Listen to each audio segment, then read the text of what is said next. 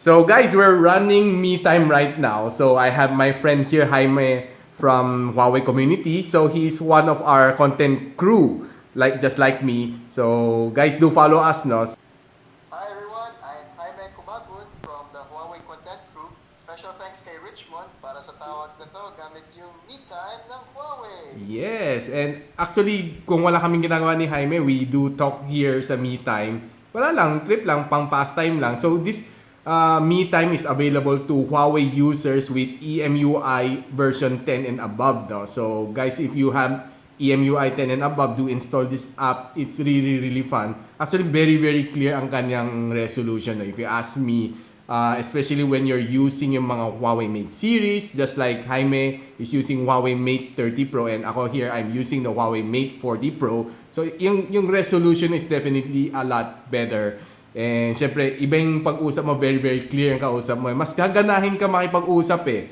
Definitely, di ba, Jaime? Tama, sa kapag wala kang Messenger, wala kang Viber, magandang built-in alternative to.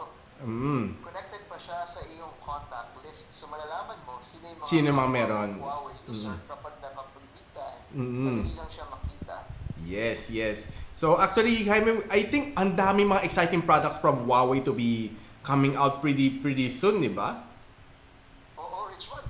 Marami. Hindi pa namin pwedeng i-reveal kung Siyempre. ano, diba? Pero nakita nyo na yung Huawei desktop, yung Mate Station S, at nagbabagsak din sila ng presyo. So sa mga kailangan ng Huawei desktop, at least alam nyo meron.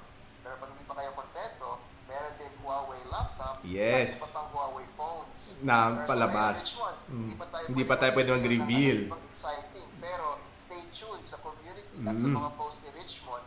Siguradong may makikita kayong mga bago. Oo, and syempre, i-follow nyo rin si Jaime, no? So, I'll be posting yung user accounts namin, no? Para i-follow nyo kami dito sa Huawei community. dito sa ano. So, I'll be posting yung mga username namin dito sa Huawei community para makita nyo. And do follow us. We're having a lot of mga surprises upcoming na yung mga product launches. We'll be covering it kami dalawa. And of course, follow din natin yung may social media ka rin, Jaime?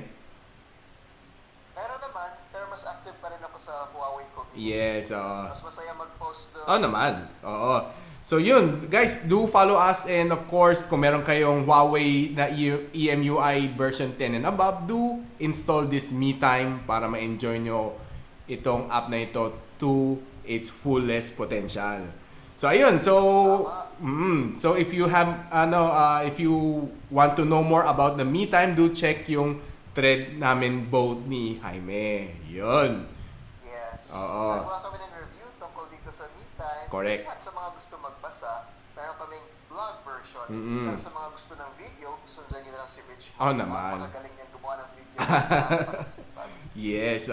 So ayun, so guys, do stay tuned for more exciting product reveal kay Jaime and sa akin, kay Richmond Mitch 002 user handle ko sa Huawei community. So I hope to see you guys. Guys, stay safe and stay home. Bye, Jaime. Tama. Ingat kayo. Bye-bye, Richmond. Bye. Sa oras mo. See you. Bye, everyone. Ingat kayo.